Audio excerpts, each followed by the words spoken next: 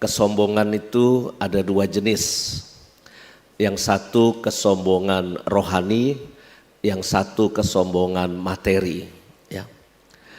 Kesombongan materi mungkin terkait ekonomi, status ekonomi, jabatan, pangkat kita.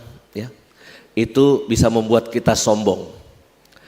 Coba kita lihat di jalanan, kalau ada mobil lewat pakai sirene, terus pakai lampu biru-biru lewat ya, tototoet, tototoet, tototoet.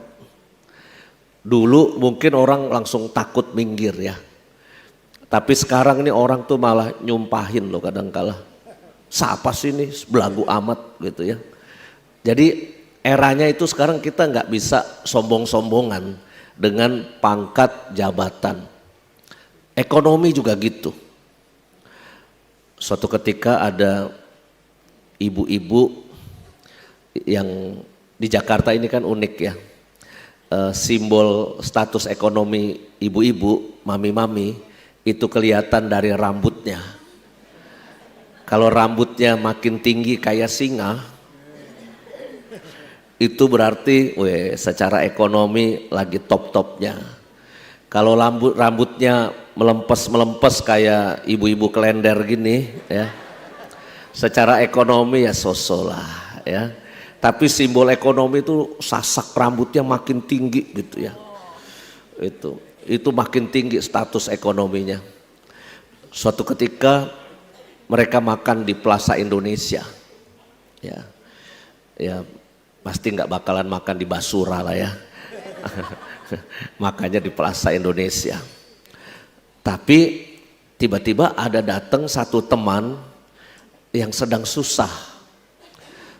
Dia baru saja korban KDRT, lalu diusir dari rumahnya di Bandung, lalu pengen ketemu salah satu ibu yang temennya waktu sekolah dulu.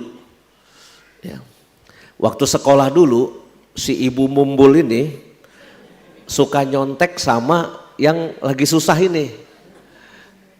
Karena yang juara satu ini ternyata masa depannya itu ternyata enggak sesukses si tukang nyontek ternyata. Ya kadang kita nggak tahu ya, hoki, pekerjaan, rezeki itu kita nggak pernah tahu.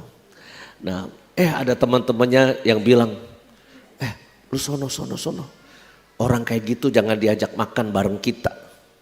Karena apa? Tasnya beda, rambutnya juga beda, baju jam yang dipakai juga beda. Nah, itu kadangkala kita bisa merendahkan orang dari sisi materi. Ya. Hanya memandang mata dengan ekor mata gitu, memicingkan dan merendahkan. Ya.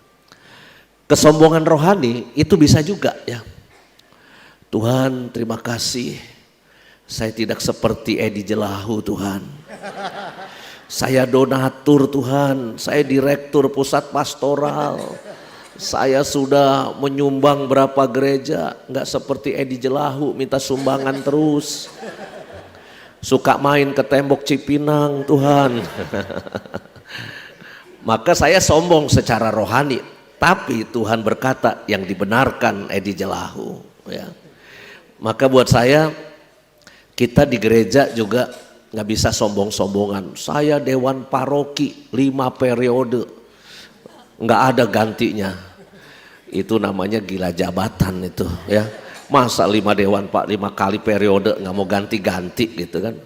Saya tugas kur, solis terbaik di keluarganya. Ya, lalu kita membanggakan jasa-jasa dan karya kita di hadapan Tuhan, itu pun bisa menjadi bentuk-bentuk kesombongan rohani. Maka saya kira hari ini bacaan kitab suci itu mengingatkan dengan tegas ya. Barang siapa meninggikan akan direndahkan, barang siapa merendahkan diri akan ditinggikan. Bacaan pertama itu lebih ekstrim, doa orang miskin didengar oleh Tuhan. Tapi persoalannya kenapa banyak orang miskin tetap miskin ya kan? Yang orang kaya makin kaya, ini persoalannya di situ. Kalau doa diukur berdasarkan materi, maka kita akan kecewa ya. Tapi pembenaran dari Tuhan kita tunggu episode selanjutnya. Saya kira segala sesuatu tidak diukur dari materi yang kita punya di dunia.